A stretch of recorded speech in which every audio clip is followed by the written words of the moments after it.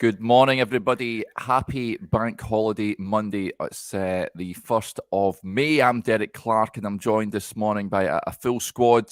Firstly, Joshua Barrie. How are we doing, Joshua? Yeah, good, Derek. Lots to get into. Obviously, enjoyed listening to your guys' take on the game yesterday. I was there too, but right away. So, yeah, looking forward to getting into it. Lots to discuss. Yeah, and delighted to say that Stevie Clifford joins us again.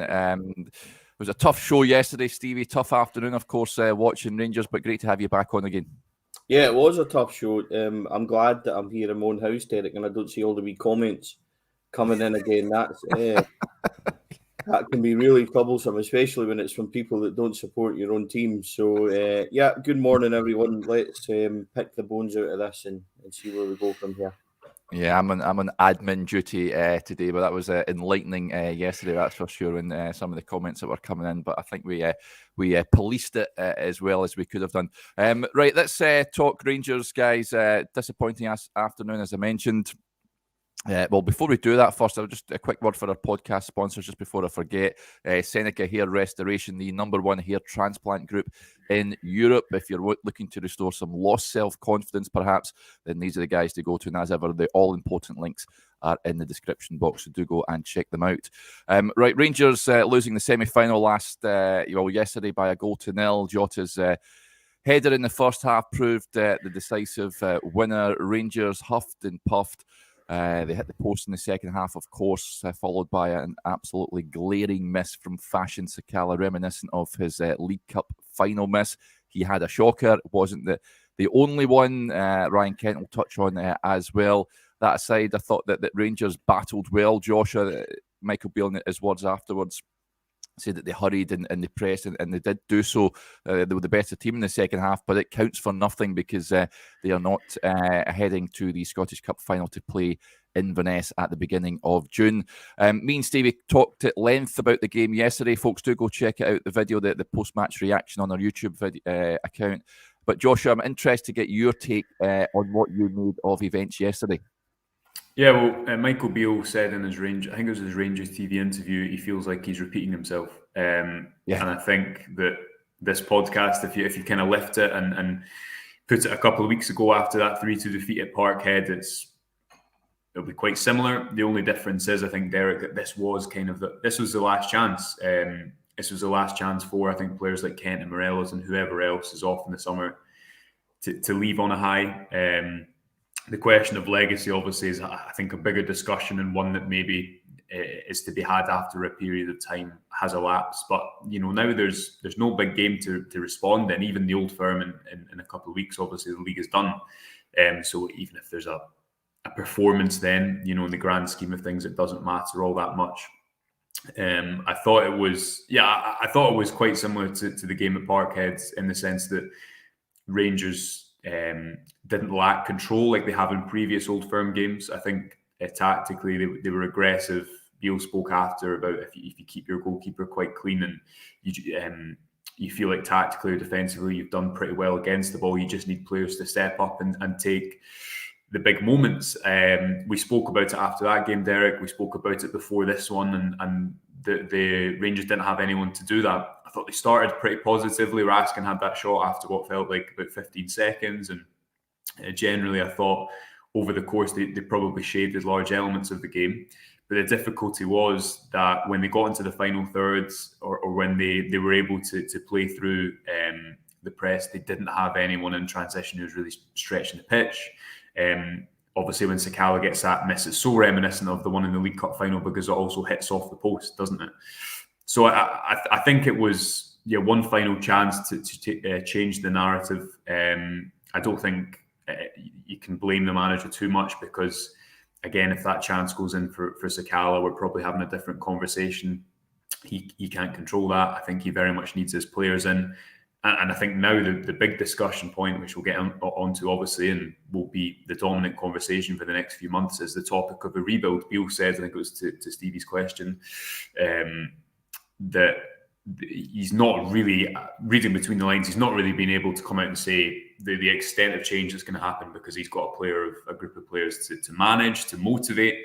But there was, I think yesterday was the clearest indicator, as Beale said himself, it's going to be the biggest rebuild seen at the club in a number of years. So change is always going to happen, I think, regardless of the result yesterday, Derek. There's a wider discussion to be had about how Rangers have got here after what I said in my piece, that the high ground of the summer of 2021.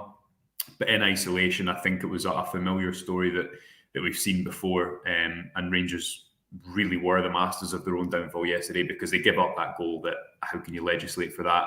And when there was the opportunity to go and be decisive in the final third, they again weren't able to. Yeah. Stevie, we talked at length about the game yesterday. Having slept on it now, waking up in the cold light heart of day, I don't imagine your feelings have changed from here on in. I think there was a comment actually that came in saying the new era starts now. I tend to agree with that. How do you see the season playing out from here on in? I don't think anything that happens now will change where we are or where we're going to go. I think that decisions will have been made, and I think decisions should have been made. You know, if we get 5 decent games out of player A, it shouldn't change or reflect upon their future or where they are. I've got a piece out, Derek. It was there last night. It's there this morning on the website, and it sums it up for me. There's only 2 players that are safe, in my opinion, which is Cantwell and Raskin, because they are just in the door. Everybody else, it's fair game. And I think people have been asking questions, saying, what about Tav, what about Goldson? Yeah, obviously there'll be some within that, because not everybody can go. But I asked the manager yesterday, Derek, and we, Joshua and I, checked this out again last night. It was getting confused, I think, a wee bit in the questions from last night and online and stuff. I asked the manager yesterday, will it be a dozen in and will it be a dozen out? Is that a fair reflection on numbers? And he said there would be somewhere in that region. So I think that tells you what we're looking at, especially without a contract players and stuff like that. But I don't think, Derek, anyone, like, let's be brutally honest about this. I don't think that if Fashion Sakala scores 10 goals in the next 5 games, his position for the summer should change. So that's not a criticism of Fashion Sakala. It's just a realisation of where he is with our football club. If somebody comes in and wants Fashion Sakala in the summer, we should be available to let him go. Now, he's just an example of the rest of the squad. The same stands for Lundstrom. The same stands for Ben Davies. The same stands for Ridvan Yilmaz. Now, people were a wee bit upset last night, Derek, because I said that, and I said that about Yilmaz. But this squad needs completely ripped up. It needs completely rebuilt, and that goes for, I think, every position. And as far as I'm concerned, every player goes for me, and every player is available. So this needs a complete refresh. We're going to get it. Off the field, James Bisgrove has come in. He's already made it clear what his intentions are. So on the pitch, we're going to need the same thing. A lot of people say maybe it can't be done. Well, it has been done. It has been done before. But what we've got to do is embrace it. We can't, every time we're linked with a player or something, we can't overread into it and get upset by it. So there is going to be massive change this summer. We just have to allow it to come. Derek, if you remember last week, when we spoke about this, I said I was pretty sure. We spoke about it on I'm sure it was the Tuesday we had a show together, and people were asking, and I said that I was sure that we will get that rebuild. Well, you've more or less had the manager come out and confirm it, as Joshua says. He pointed out that he's still got to manage the situation. He's still got to manage the players. So he's not been able to come out and fully say it. But I think yesterday, Derek, just proved that some players, even the ones that we've maybe been holding a torch for and still kind of hopeful for, their time at the club is over. Yeah, interesting point raised by Ross. He says, who's going to want these bang average players though, Stevie? I think it's okay saying there's going to be a rebuild and players will be shipped out, Stevie. The out of contract ones, I think that the vast majority will be leaving. But the ones under contract, it's all right saying that they'll be leaving as well, but you have to find buyers for these players that are willing to spend money, most of which have had poor seasons. Yeah, I mean, look, I don't think you'll have an issue shifting guys like Ben Davies. Ridvan Yilmaz has still got interest back home. Ben Davies is homegrown. You'll get interest down south from him. I don't think you would have a problem with John McLaughlin moving on. Yanis Hadji would have interest in Turkey. So these, it's not as impossible as people think that there won't be anybody interested. Fashion Sakala will have interest. Fashion Sakala has been wanted the whole time he's been at Rangers. So I don't have any doubts that there'll be teams interested in him because of the numbers and the stats that he get. So I don't really worry about that. There's a big job to be done this summer, Derek. I'm quite confident that Michael Beale will do that. I don't think he'll shirk the responsibility. I've read a lot about what Michael Beale and Joshua is a man to discuss this a wee bit more. But I didn't see anything yesterday that worried me about Michael Beale. I thought tactically Rangers were very, very good. The issue is that when it gets to both boxes, to concede that goal how we did is beyond comprehension. It's even worse, Derek, than what we discussed last night, because I went back and rewatched it and you relived that pain. The other issue is we know that when it got to that box in that final third, then it was really difficult to watch. And I've seen people talk this morning and say, I don't know what we were doing with short corners and things. Joshua was the man to ask about this, but for me, it was pretty obvious we were trying to beat the press.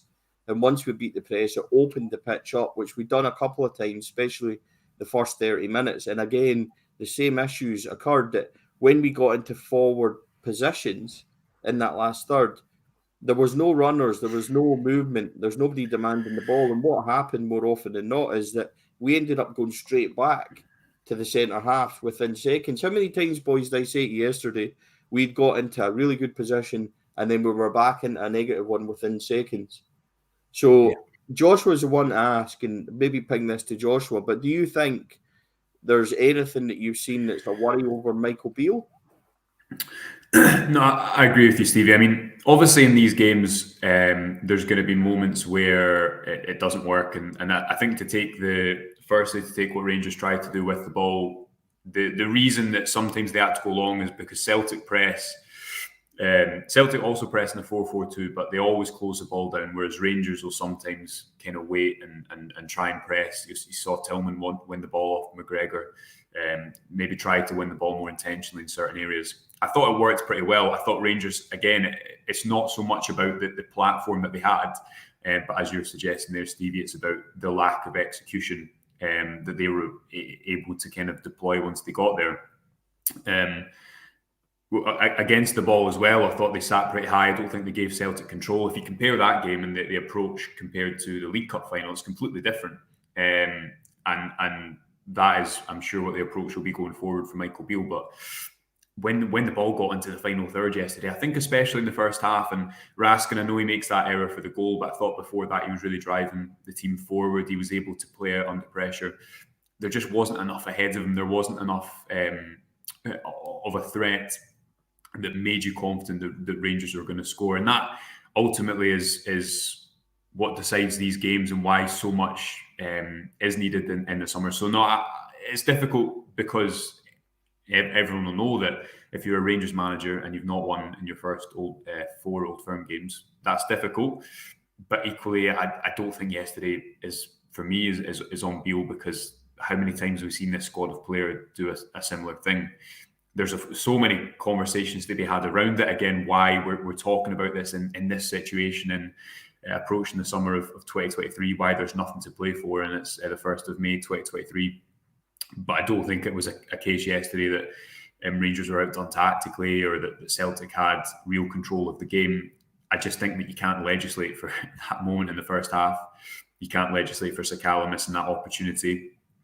And yeah, I'm sure Beale is as frustrated as anyone at the kind of lack of execution he was able to call upon in either box. So a similar story, and the thing is about a similar story, I think until you change it, it's going to repeat itself. I agree with Stevie that a lot of change will happen. I still think that if you look at that starting 11, we know there's going to be a new goalkeeper, there's going to be a new number 9. I think Tavernier and Goldson will still be there. I thought Davies actually yesterday had a decent game up against Kyogo personally. Yeah, never gave him a sniff. And that's Yeah. what Andrew Webster says. Thought he was good yesterday. I agree, Andrew. Yeah. I thought he was good. But the difficulty is, and obviously the emotion after a game like this will be so strong, and understandably so. So I think it will take a bit of time to really look forward and see who is there, who do you want to build around going forward. But the difficulty is, I think, when you have had the success that Rangers have had 2 years ago, and you're in the position you have now, major change does need to happen, because something new just needs to be there. I think it's as simple as that. People will have been sick of kind of seeing those similar mistakes happen again and again, and there's only so long that can go on. And Michael Beale will know, and that's why he's speaking about this in the press conference yesterday. He'll know that his success as a Rangers manager depends on having big players and big moments that can win big games, exactly as we were suggesting yesterday. That I think that the result is very much on the execution of the players. He'll know going forward that if he doesn't get in new players that are able to carry out and build from the platform that he gives them, whatever a manager can give on a match day, that will reflect on him as well. So, yeah, I agree with Stevie. I think time will tell the number of first team players that are around, but I don't think anyone's doubting, especially after Beale's comments yesterday, that major change is going to be seen in that starting 11 next season. Yeah, let's get to a few of the comments that are coming, because there's loads of them. Interesting point from Craig McIntyre. It says the main concern I have is we have this system that only fits on our strikers. When Alfredo goes, we change the way we play. Alfredo's going to go. He's one of the number of players that are going to go, Stevie. It will be interesting to see if... do you think Michael Beale might look to change the style with no Alfredo up there? Not that he done much yesterday, that right enough. Well, he didn't do anything. Yeah. So, if we're allowed to answer that question, and then we'll kind of come to Alfredo, I think that raises a kind of pertinent point. But system-wise, Michael Beale has changed it a wee bit since he came in. For the Eagle Eyes that have been watching it, we went to 4-4-2 off the ball quite successfully. And when we're on the ball, it's changed from a flat 4-3-3 to 4-3-1-2, at times 4-3-2-1. But I think that what having no Alfredo does is it allows you to change the system as such. But the thing with Alfredo is that it's not like Michael Beale has any other options. There is literally nobody there. Antonio Cholak's injured. Antonio Cholak's really been done over by his injury just before Christmas. That stopped him dead in the track. He's never been able to recover from that. And it's left us with absolutely nobody. Kamar Roof is Kamar Roof. It's never going to change. And that's a big problem. Derek, a lot of people, when I started talking about Ross Wilson in the position of this squad this time last year and before on this show, a lot of people I came in for criticism of a lot of people, but this was my worry. And it's not an I told you so. It's not anything like that. But we've seen the squad do exactly what we feared it would do. We've had this discussion, the three of us, a lot of times, and the squad's completely stale. And what's unfortunately happened is it's just caught up with us. Alfredo Morelos' time at Rangers is up. Yeah. As brutal as that is, and I'm sorry if it offends anyone or he's a favourite. He's a favourite of mine, but I'm sorry. His time at Rangers is up. He is at the moment a very empty jersey, and he needs change for him personally and also for Rangers. It would be great to see him go to another team and flourish and do well and get that 2019 form back. But that's the only thing that people are holding on to is his form several years ago. It's not his form now. It's not his form this season. So I don't agree with him being, people say he's overweight and all that. I've seen Alfredo. I've seen pictures of Alfredo. He's just not sharp anymore, Derek. He doesn't have that instinct. He doesn't have that burst of speed. He doesn't have those things that made him so prolifically brilliant for Rangers, especially back in 2019. I don't want to go down a big critical route. And it's the same as what I said about Ryan Kent last week. We had a discussion about Ryan Kent, Derek, and we asked, is he checked out and things like that? And I said he was. If you see his performance yesterday, I don't think there can be any doubts that Ryan Kent's head is other places, because the 45 minutes that he offered up in that first half was absolutely brutal. Yeah. And, I think we called for change within that position, the three of us, after 20 minutes. So we could see it.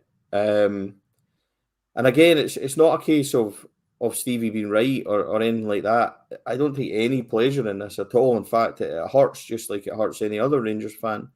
But I think it just underlines what I've been talking about and what we have been talking about for a greater length of time, that the staleness and the job that the director of football has been doing, and it goes back to what Joshua and I discussed yesterday on Alan McGregor and stuff like that. It's just went on for too long. We've allowed it to prolong for far too long.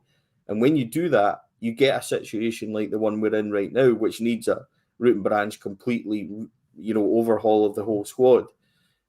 People, if you've been listening to Michael Beale, I almost feel like there's a frustration in his voice that he's been trying to tell us that massive changes are coming, but he's not been able to, because, as he pointed out yesterday quite rightly, he still has to manage this team.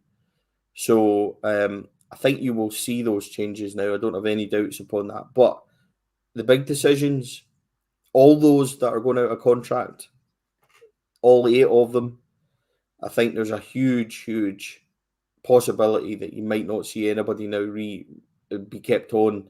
Ryan Jack's the only one that I still think, but then his injury again, Derek and Joshua, how long is he going to be out for again? Will that tip the scale? Will they decide then that no, it's just time for a clean break? I don't think Ryan Kent's staying. I know Michael Beale spoke about it earlier, so I think that you'll see all 8 of them go.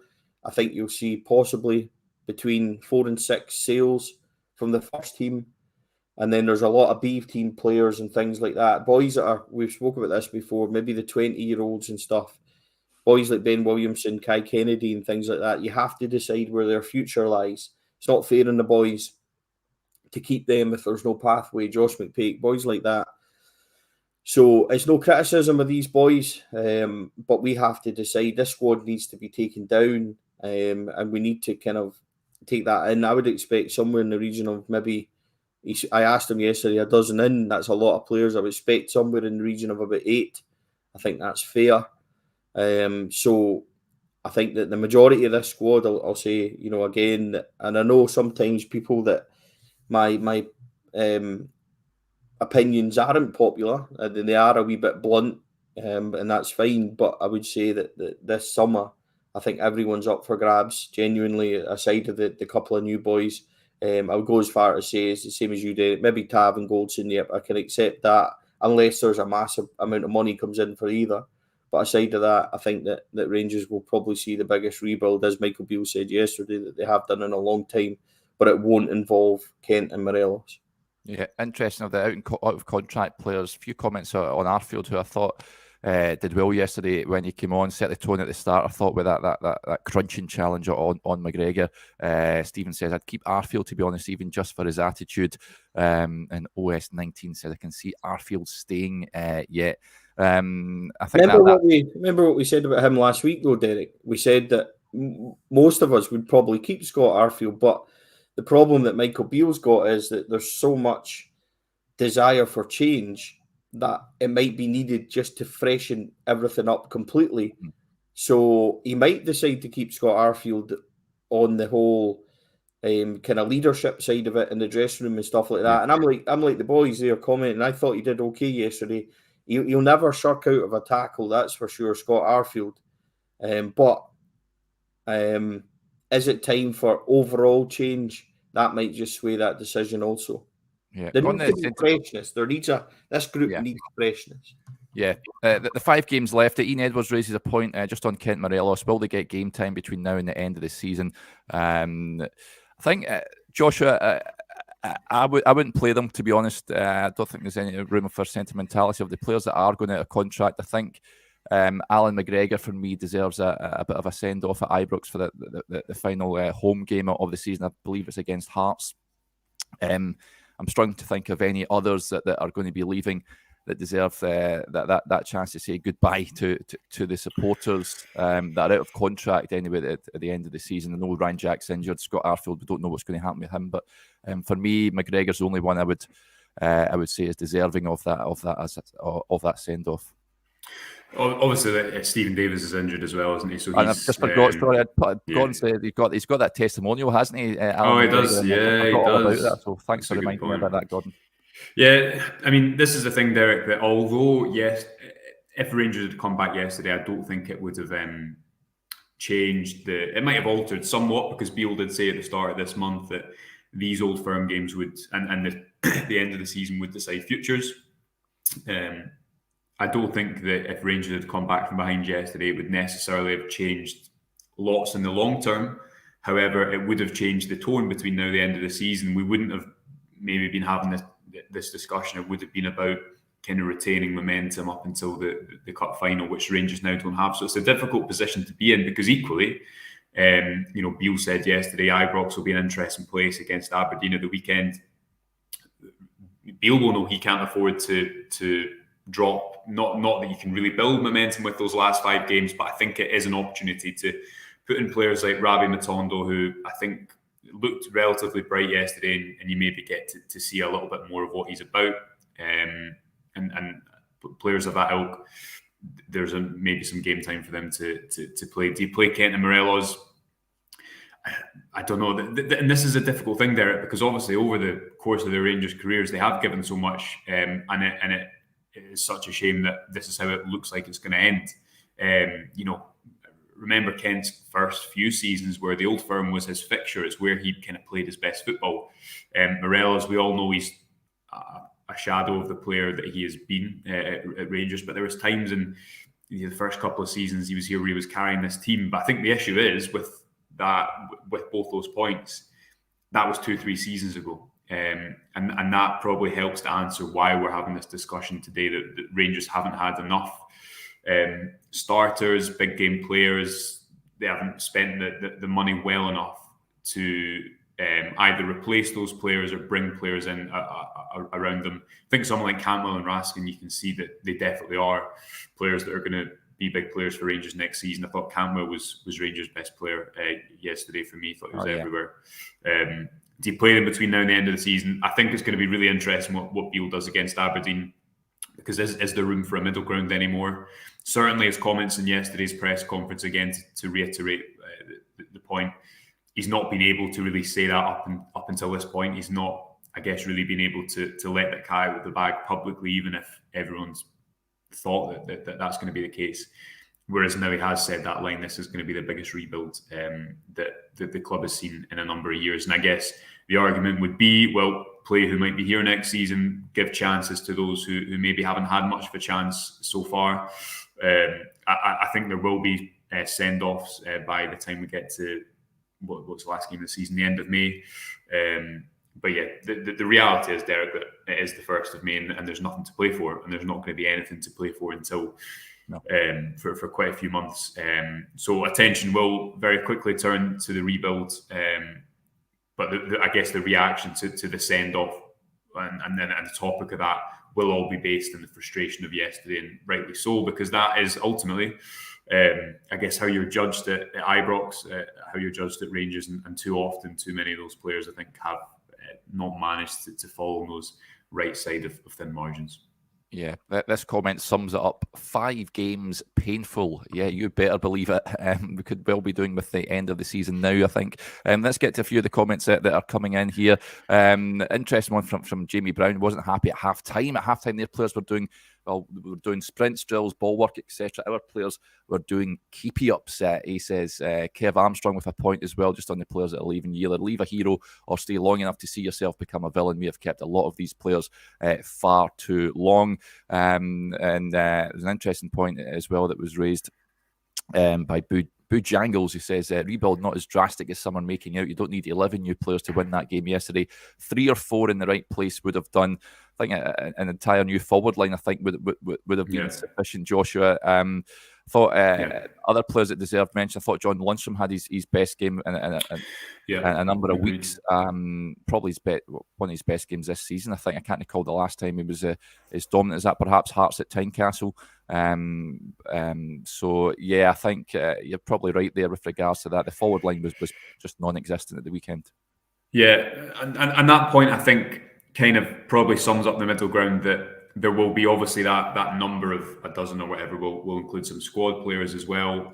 I think the starting 11 will look totally different to the one that Michael Beale managed against Hibs in mid-December. I think it'll look totally different to that. You think of Kamara, Kent, Morelos, to name a few. I thought Lundstram did have one of his better games yesterday, kind of back to that combustible box-to-box performance that we've seen last season. And I guess the thing for Beale is to what extent who's still there aside from the four players they've mentioned, Tavernier, Goldson, Raskin and Cantwell, who else he thinks he can still build around somewhat, because I think that game is different if Rangers have a whole new front three yesterday or a couple of players in the right positions.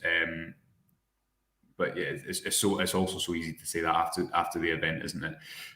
I thought that Lundstram was decent. We've already touched on Davies, but the difficulty is, as was the game at Parkhead, no one remembers that when the game is lost, and that's what Rangers the task, the type of team that Michael Beale needs to build for next season. He needs to build one that's ruthless.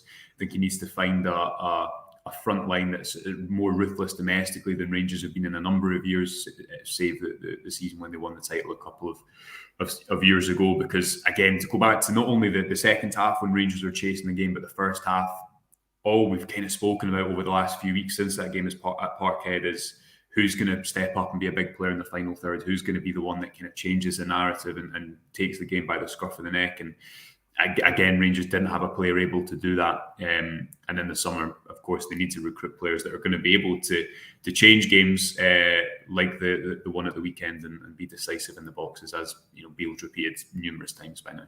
Yeah, just looking towards the summer, Stevie, we touched a wee bit on the director of football that has to be brought in, or sporting director, if you like, to help Michael Beale with this turnover. A few comments coming in.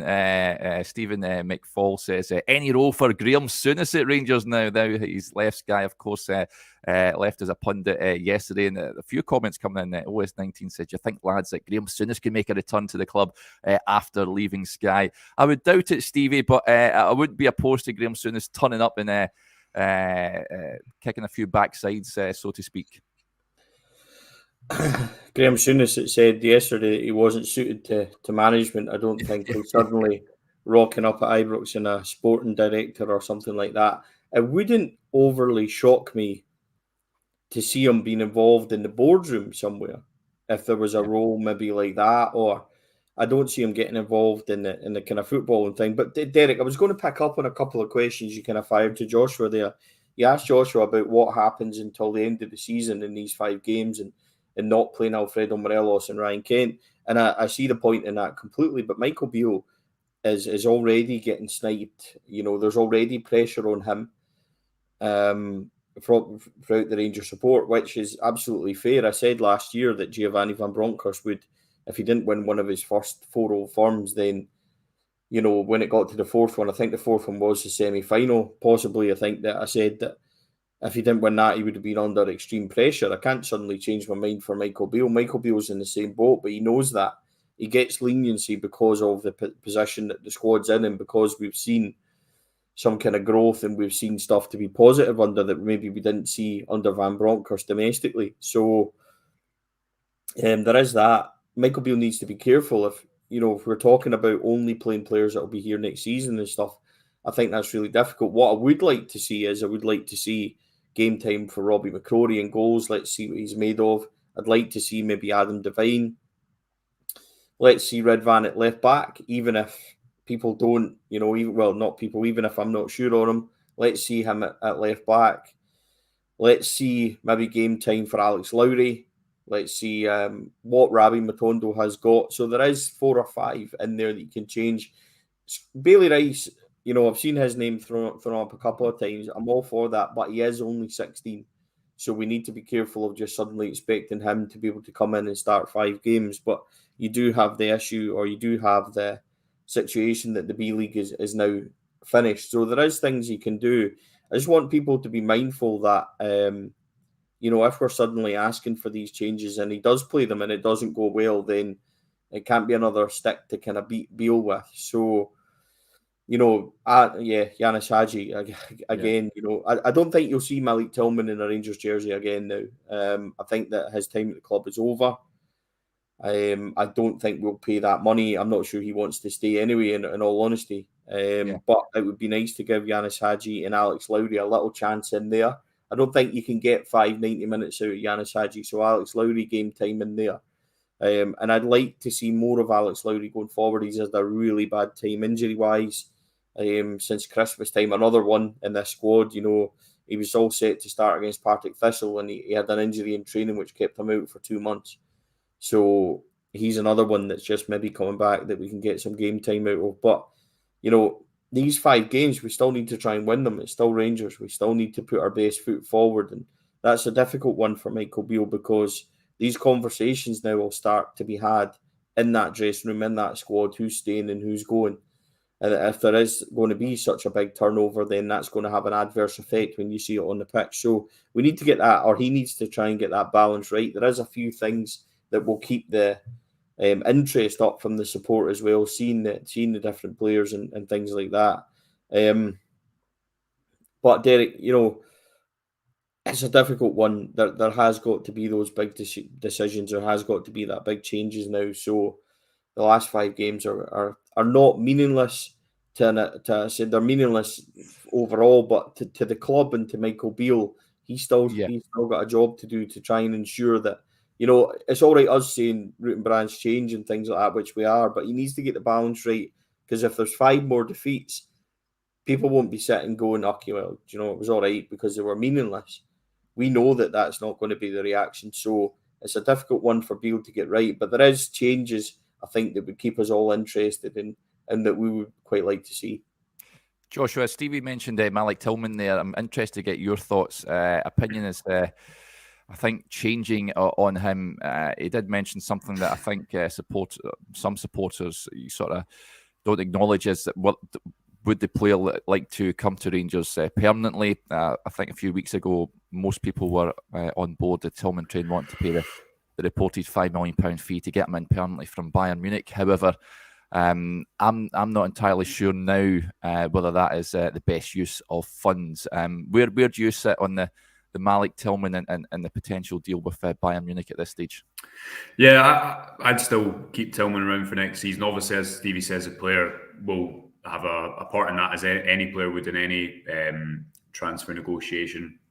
I think that he was fine up until he came off yesterday. Off the ball, I actually thought he was really good. Won the ball back a few times from McGregor in good positions.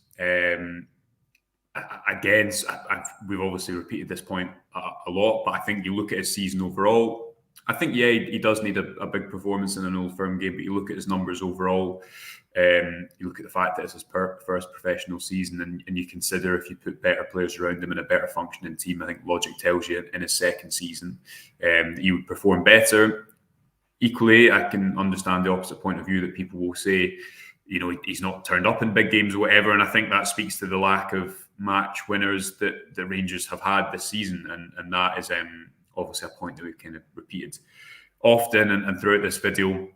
I don't think he's the root of the problem at all, Derek. I think that as mentioned over the course, he's had a good season for Rangers. I think that he is a big performance away from convincing people. Obviously, that's easier said than done.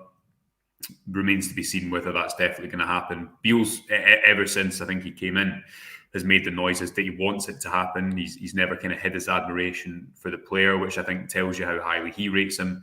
But obviously, we just need to wait and see. I think the certainties are, you look at that midfield, that Raskin and Cantwell are going to be 2 players that you definitely build around going forward. And the task for Beale is to now recruit players in that ilk. And the track record of January is positive, but to recruit players in that ilk that can help him, I guess, realise his vision of Rangers and ultimately win these games that they've not managed to since he came back into the club.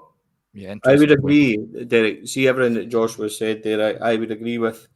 I just don't think that you can justify over £5 million because we think it's more than £5 million. Just somewhere just below 6. I don't think we can justify that. And when there's such a big rebuild, that's the only question for me. I think that if Malik Tillman's clause was £2-3 million, every single one of us would be saying go and make that. I think it's just because there's a big fee that possibly there's some sticking points. I'm not sure Malik Tillman wants to stay at Rangers, in all honesty. I'm not sure he does, so we really need to get that big question right, first of all, of whether or not he wants to stay. I don't expect Malik Tillman will stay at Rangers. I don't think you'll see him again if that's a hamstring issue. I'm not sure we will see him again, but it's definitely been a positive move in terms of, getting a youngster in on loan and things like that. It is, I do agree with Joshua about all these things you're saying. I'd take Aberdeen case in point. I made that point last week that if he had better players around him, he would have got those numbers that we want off him. But I just think it's difficult when there's been no big game performances to fully justify that kind of fee. And that's where my difficulty has been, because we need such a big rebuild.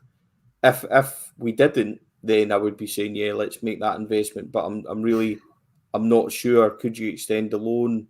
I'm not sure about that either. So I just don't think that I would go on record as saying that I think Malik Tillman won't stay at Rangers. I don't think he wants to. But if they could keep him, it's a really difficult question. I don't think yesterday kind of influences me either way because we didn't see enough of it. But I think Joshua's points on Tillman are correct. Just on the only thing I think in mitigation on the big games, when was Rangers' last big moment? I think you probably have to go back to August against PSV. I don't think it's any coincidence that maybe you're looking at no players had a big game performance since then. Yeah. Do you know what I mean? No players, and Tillman came right into the club and against USG and PSV did have those big game performances. Now, that's a while ago, but I think the point being, maybe it is just so difficult to also judge because it has been a season that has just, ever since PSV in August, you've had the heavy defeat at Parkhead, you've had a record-breakingly bad European campaign and the confidence loss that comes with that. Then you've had 2 Old Firm Cup exits, and obviously the players are responsible for that. It's not as if no one's held responsible for that, but I just think it's also kind of important to mention that this has been a season, I think, that has just been defined by disappointment. Obviously, I've already we've made our respective points on Tillman. Intrigued to see what happens there. But yeah, the season in whole it's just not featured any big moments aside from August, which I think is just an indictment of the reality of what it's been. Again, look, I think that's fair. I think it's fair to probably say that Tillman's a bit of a conundrum for people. There's a lot of people for it. There's a lot of people like me that would maybe be a wee bit worried about the financial outlay and what it meant for the rest of the summer. I don't think either point's remotely unfair. So it'll be interesting to see what happens. I'm not sure. We've seen we'll see Malik Tillman again. Tom Lawrence is an interesting one because Tom Lawrence will be a big player. I think that Tom Lawrence looked cracking when he first came in. We didn't see an overly lot about him, but it's a big injury to come back for. Hopefully, there's talk of him coming in towards the end of pre-season, so we're probably going to have to be patient with him. Again, give him time to come back because it is a big injury, but I think that Tom Lawrence has definitely got the quality and the ability to have a place in the squad, definitely. Yeah, it's been a real frustrating season for him. It's pretty much summed up Rangers' season, in all honesty. They were going well. I think it was just after that. We played Ross County, wasn't it, when he hobbled off, not to be seen again. But he certainly hit the ground running, and Rangers have missed him absolutely this season. Okay, folks, I think that'll do us there. Just a quick mention as well. That always great to speak to and bump into subscribers and viewers to the Rangers Review podcast as well. I spoke to a good few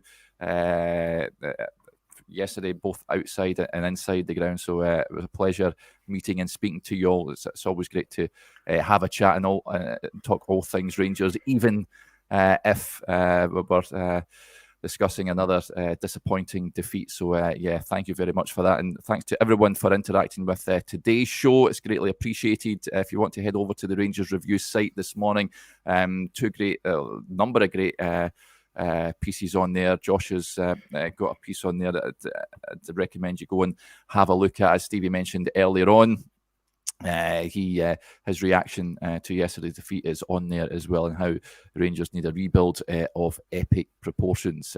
So I do urge you to go and check it out. We'll be back again tomorrow. Myself and Johnny should be on tomorrow morning, so we hope you can join us for that. Until then, enjoy the rest of your bank holiday Monday. Bye for now.